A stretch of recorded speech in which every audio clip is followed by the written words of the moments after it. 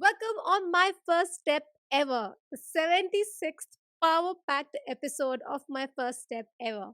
Entering into the last quadrant to try and make it to 100, I think this first episode of the last leg is going to be something really interesting because we are going to learn a lot about your own self. And how do we do that? We have an expert joining us. Please join me in welcoming. Please join me in welcoming Paul Wrightson. Hi, Paul. Hi, Shani. It's great to be here. Thanks for having me on your show. I am super excited to have you because I think at this point in time, a lot of us need to rebalance ourselves to touch base with our inner self. And I suppose that's exactly what we are going to learn from you. Let me introduce you to my viewers, my listeners, a little bit more and tell them what you have been doing so far and what you are an expert at. So, Paul guides and supports everyone, whoever wants to seek his support and breaking down barriers and past beliefs to connect you to your true self and to become the best version of yourself and you have the ultimate life that you want. Basically, he helps you seek the answers that's deep rooted inside. And don't we want someone like him to help us out? He's also passionate about sharing the simple ways in which connecting our breath and body can change how we function, how we think, and the process emotions and how we age. That is something very interesting. Before we get into how he does all these things, where did he get this experience from, the passion from, what would be really interesting is to understand that what were the circumstances that shaped his life while he was growing up, and what mindset did you carry then, Paul? The upbringing before, and for me, it was a fun upbringing. I've got two older brothers and my parents as well.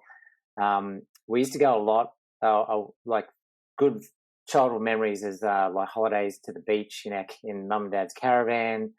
We used to go probably about 2 or 3 times a year to do that, and it was all around, I guess, getting out into nature and more sort of relaxation. Mum and dad had a small business, so they were quite busy, and dad wasn't, I guess, over home all that often as a child. But when we used to go away, we used to sort of like, I guess, have that downtime together.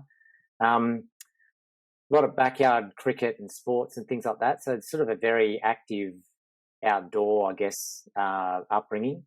But in saying that, there weren't too many emotions shown as well. So one of the things I guess I struggled with as I grew older is like how to express and show emotion. So that sort of shaped, I guess, the way I was sort of thinking back then, especially when I moved into teenage years as well. It was a little bit confusing because I always felt it different to some of the other people and my peers or friends, I guess. And being in the town or the city that I grew up in, there was that sort of male stereotype, and I think it is slowly breaking down now, but that you basically, to be a proper man, you don't show emotions. You have to sort of have that tough sort of like physique or tough sort of mentality. And I really struggled with that for many years because that didn't seem congruent to me, and it definitely didn't tap into my heart and what I actually desired. So I guess that's a bit of a summary of my upbringing and where I changed and where I am now, I guess. That's totally relatable, Paul. I would really say. I mean, for a lot of men, for sure, but for a lot of females as well. When you're growing up, the one feeling that you get if you don't have the right environment, or maybe there are incidents that happen that that you don't connect with a lot of people and no one really understands you, and you're very volatile, and you're not able to deal with the emotions, which is a very difficult aspect. So for before moving on, Paul, because we've mentioned that I really want to kind of dig deep over here and get into your head, because I think people who are listening to us are youngsters and they're maybe just starting out their career. So it would probably help them out, maybe analyzing themselves as well, and help them understand that how long they have come, so how far they have come. So with your journey, Paul, as you mentioned that you felt quite uneasy about your emotions and about you could not connect with a lot of people, can you now understand why that was so, and how did you come out of it? Yeah, I think, well, now obviously I'm older and looking back on that, I think it's and it's very, hard thing to do, I think, when you're comparing yourself to other people as well, and stepping away from that and just having gratitude for who you are or who I was as an individual. But that's just not easy. That's not an overnight thing that can happen overnight. So I guess it's also finding a group of peers or or friends that actually support you for who you are as well, and not trying to change, and therefore you're not trying to fit in with that particular group. Because if I look back now, some of the people I was hanging around with back in that school time or just after school, a few of them I'm in contact with still, but I mean, it wasn't, I guess I was looking for that true connection as a friend, and around that time it was very confusing because I was still looking, and I really wasn't, I guess, connected to exactly what I wanted. Therefore, I was sort of like a bit confused in the people I was hanging around with as well. So it really is, I guess, having the confidence, the awareness to actually stepping away and just being connected to who you actually are as a person. And that's probably some of the things that I learned after school on how to do that and why the importance of that to do that. I mean, it's not an easy thing to do, just to sort of, stepping away from that and being totally comfortable with who you are. Like, I mean, it's just an ongoing process, and that's where I guess it's so important to go through that process, because that's where you start to really live life on, who you're meant to be in this life, and therefore doing the things that you actually are connected to. I totally agree with you, Paul, over there. And I think you've touched upon a very, very sensitive issue for a lot of us, because a lot of people, even still at this age, when they even grow up, they still don't understand that why they're not comfortable with themselves. And I think this is a great learning whenever you're able to realize it, that, the kind of people you hang out with matters a lot. But before that, what really matters is that you understand who you are and what you're comfortable with and what you're not comfortable with. So I think that was a great, great insight that you have shared for our listeners right now. And I'm glad that we are able to, bring this out at this point in time. Because moving ahead, I was reading a bit about your journey, and I see that there was a period of time, probably while you were working, or you're just, started your career, you're just fresh out of university. You did have a very what to say, enjoyable time while you're working, or I think you felt stuck over there that did not make any sense to you. Are you able to take our listeners through that time, that what went on and why did you feel like that? Yeah, absolutely. Yeah, you're spot on there. There's a couple of things that happened when I was in, so I guess, the corporate world, and part of the corporate roles that I had, that I lost a family member, which significantly changed the way I looked at life as well. So that was a big or significant part of my life, because then I moved towns, I moved cities. I was in a relationship that I wasn't connected to, so I moved from that as well. And then I decided to change careers as well. So all of that happened not in like 6 months or anything, but in a sort of, I guess, a couple of years. All that sort of changed in my life, and the reason being, I guess, especially for the career side of things, I left that because I remember, looking around at others in the same sort of position that I was in, and they were younger than what I was, but they looked 10 years older, and I thought, I'm going through all this stress and hard work for, what's it giving me back? Financially, it was great, but my health and well-being was certainly wasn't. So it was that side of things, and then there was the relationship side of things as well. So I got to a point in my life where, and this is where the mantra I live by, I live fully now, is that I didn't want to waste any more time in my life being in relationships, whether it was a spouse or friends, or anyone that didn't really serve who I, or connect into who I was. So I mean, it's looked around at other couples that are sort of in this, that were in my life at the time, and their relationship wasn't quite, it wasn't something that I looked up to. So, I mean, then I started looking at my relationship, and that wasn't really something that I was proud of either. So it's one of those things where I wanted to make sure that we've only got one life, and I just didn't want to sort of waste any more time. And that's when, I started to make some significant changes in my life. Yeah, I believe this was like one of your life defining moments, a kind of a point that came into your life that a lot of things change.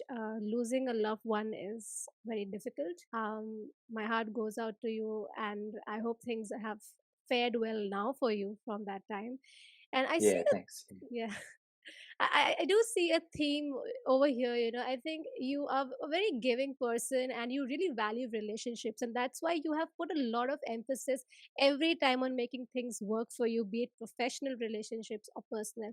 And what I really like is that when you did realize that something's not working right, you just took a step back and you thought and you did take an action about it. You just did not keep going ahead with the relationships that did not serve you. And these relationships also mean in professional sphere as well, because if you're not happy in either of the aspects of your life, it's going to be very difficult to go on with your life. So for all the audience and viewers, this is a very important uh, you know a, aspect of life which Paul is sharing with us. He has spent about a decade in that, his own journey. He has lived, he's understood, he has his own understanding of how things should be for him. But it's a great way for you to analyze how things have been for you lately, and is this what you really want? So Paul, moving ahead, now that you had this sort of realization that you need to change something, I suppose there was a time when you met a yoga guru in Australia. So how did that thing change your mindset? And I think that led you to your business, which is coaching and helping people rebalance. So please take us through your first step and what was it all about. Absolutely, yeah. So I met my friend Sanjay in Sydney when I was living in Sydney, and his mum was a Swami Sarasvati in Sydney. So I was always connected to like the different philosophies and just a way of self-healing, and I didn't really know too much about it, but I was always, I guess, the Eastern culture, whatever it is, whether it's Asian or whatever it might be, ways of thinking, but also breathing and things like that. So I didn't really know too much about all of that side of things. And then Sanjay took me to his mum's place or his place where he was living. And Swami, I guess, was one of those people that as soon as you meet her, she's very giving, but also very obviously knowledgeable. And I was just fascinated with the whole culture, fascinated with her way of life, fascinated how the actual place ran, like it's still running the same, where they get volunteers basically to come and stay, help out, and get accommodation and food in return. Like, I mean, it's still running like that now. So like I was just totally like in awe of this whole culture and the way that you can it's almost like giving something and not expecting anything in return sort of type Yeah. culture. So like that sort of drew me into that, I guess, the yoga side of things. um, but for me, it's the whole yoga thing, and this is, I guess, where Swami taught and Sanjay taught me a lot too, is that it's not just yoga's not just yoga, it's a whole lifestyle thing. So whether it's how you're treating yourself, how you're treating others, what you do in the morning, set you up for the day. So all of these new ways of living came into my, I guess, environment, and I was like absolutely fascinated with it. So that's how that yoga side of things started. So yeah, pretty exciting. That's quite interesting, and it's good to know that. I think that's how things worked out for you, because I remember you mentioning a while back that you were not happy with this kind of people surroundings, the relationships you had. But then I think you made an effort to kind of have good people, or the people you could connect with, and I think that led you to another thing. Person whom you could connect to took you to something even bigger, and you really started liking it, and that really helped you in your life. So that's how we see, how people that you can connect with, you resonate with, can really help you lead the way in different ways. I mean, it was really interesting to know that, Paul, how it all started from there. When you were all set up for yoga, you really liked the ideology behind it. I suppose you started thinking, when was the first time that you thought that, let me be a coach? And I think often people want to know that how does one gets the confidence now, let me just make us move, let me just make a start. So if you could just take us through that.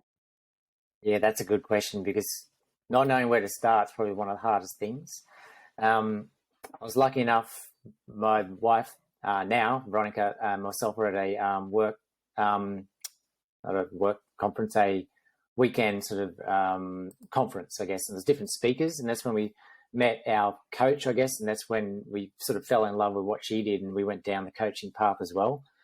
I mean, combining the yoga and the rebalance coaching it's quite a powerful thing, because you're shifting sort of things in a physical state, I guess, with yoga and also the breathing. But then you also with the coaching, you're shifting things that are basically emotions and beliefs or whatever. So it has that sort of whole I guess whole approach to to personal development and moving forward. But Yes. Well, so not that. And where to start? Like, I mean, it's probably one of the hardest things. Is for me, I just had to find the right person. So I knew some of these things are out there. I just didn't connect in with a lot of people. Right. And it's just, I guess, knowing. I remember writing a list out of things that I actually enjoyed doing, like whether it's even just going for a walk or writing or whatever it might be, just writing out a full list, and then picking like a top 10 out of that list, and that sort of like started to direct me into the area that I want to sort of be in.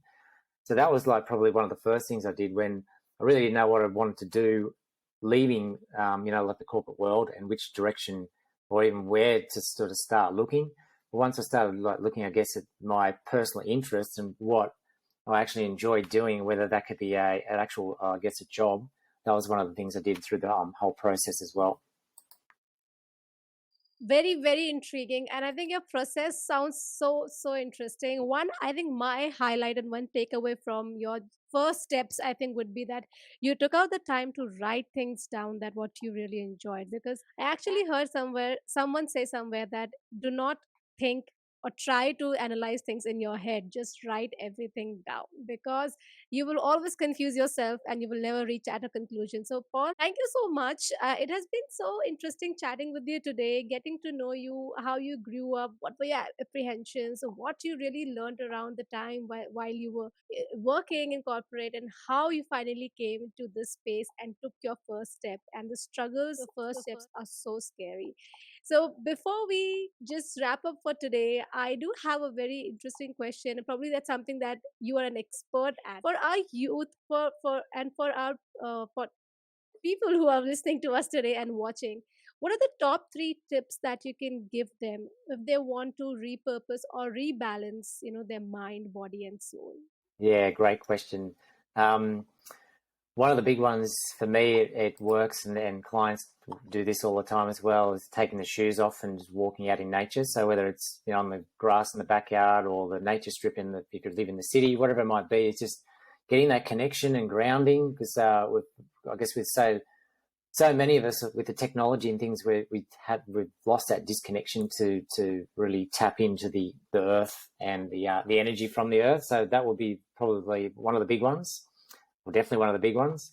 And you can even do this at the same time as just slowing things down, like just breathing. Be consciously aware of bringing that even breath of in. So have a nice deep inhale and have the same exhale with the same number of seconds. I mean, that instantly slows down the mind and body as soon as we start doing that.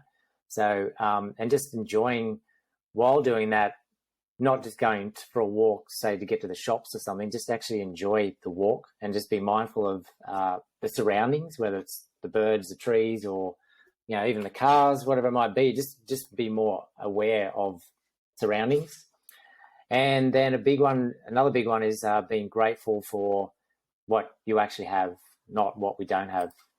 So I mean, it's easy to keep saying that there's so many things we don't have, but once we start looking at what we do have, we actually find that we actually do have a lot. Very, very valuable three piece of advice over there. And I think my favorite would be the last one: to be grateful for what you have and not keep complaining for what you don't have. That is such a great learning, I would say, and advice and tip, because I have felt the difference when I used to keep complaining, oh my god, why I don't have this, why did this not happen, and I could see that I'm always complaining. But then a mind shift sort of thing happened with me, and I started kind of being grateful for what I have. And and I used to just let go what did not happen. And when I started saying that, I'm happy for what I have, what has happened is great, I started to feel better, happier, and I could see more things happening in my favor. So this perspective shift really does happen. So thank you, Paul, for sharing those with us.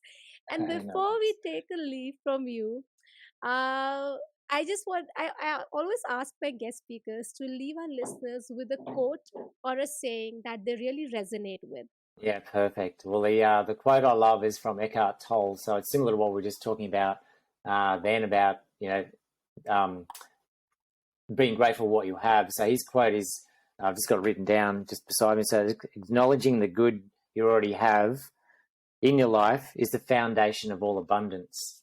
So acknowledging the good you already have in your life is the foundation of all abundance. So That it's is pretty terrific. powerful. Yeah. Very, very powerful. I am so glad that I had a chance to have you on my podcast as a guest speaker. It was an honor to have you, Paul, because I think I definitely can say that you are an amazing coach just by the fact that when I'm talking to you, I can feel that calmness and that stability when you're talking to me, that I am also at a level I feel calm and I can speak to you right now. So Excellent. it's been really lovely chatting with you. Thank you, Paul, for being on my first step ever. And before we say bye, is there something that you would like to say? Um, well, I guess it's just live fully now. Like that's the mantra that I've created, and that's what I try to live my life to now. So it's not having the extremes; it's just having that balance. So whether it's diet, whether it's like career to family life, whatever it is, just having that balance and not trying to do one or the other. It's just bringing that whole approach to life to live fully now and not wait till a health scare or lose someone close to you to actually make any changes that or positive changes that you want to make. Just start making them now, or putting steps in place to start making those changes, because life is short, as the old saying is, and just live fully now. Believe that life is too short. So, Paul, where can our listeners or viewers find you if they really liked what you said and they want to get to know you more and what sort of help that you provide? Perfect. Probably the easiest way is I've got a private Facebook group, which is Live Fully Now with Paul Wrightson. So if they just type in Live Fully Now with Paul Wrightson or with Live Fully Now into Facebook, they should find the page, and then they can send through a request to join the group. It'd be awesome to have L- everyone in there. Lovely. I will leave that note for sure for our listeners. And it was amazing. Thank you so much for being there with us throughout this episode. And I know that you have really, really felt calm the way I have with Paul today. So, thanking Paul for joining us today. And before I take your leave, as I always say, start believing in yourself and keep believing in yourself.